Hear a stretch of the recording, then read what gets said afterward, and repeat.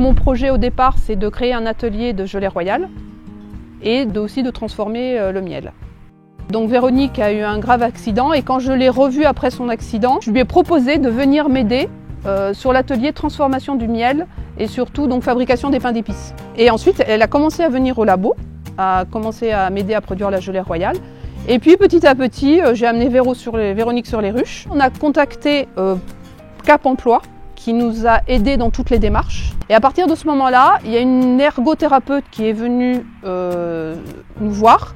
Et c'est avec elle qu'on a mis en place justement le projet. Alors on a réfléchi à des fauteuils qui soient pratiques pour elle, parce qu'on reste longtemps en labo, on reste longtemps assis et pour elle c'est pas forcément évident. Ensuite des tables en inox qui se montent et qui se baissent.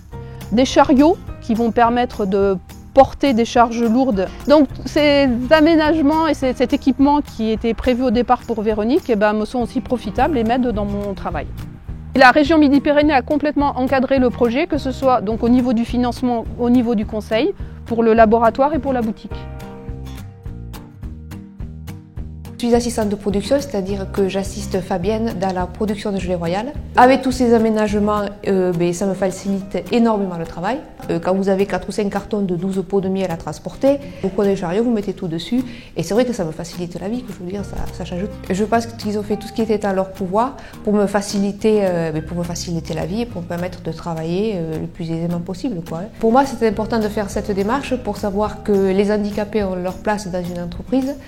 Et pour savoir qu'on est aussi capable qu'une personne valide, je veux dire, qu'on peut avoir des projets et puis qu'on peut surtout arriver au bout de nos projets. Alors, la démarche du prix Handy Entreprise, pourquoi? Parce qu'au bout de 2 ans, c'était bien aussi de faire le point de notre projet, de voir où on en était, question labo ou boutique. C'est quelque chose qui fonctionne, enfin on est contente au bout de 2 ans du bilan. Donc c'est bien aussi d'avoir une reconnaissance, quoi.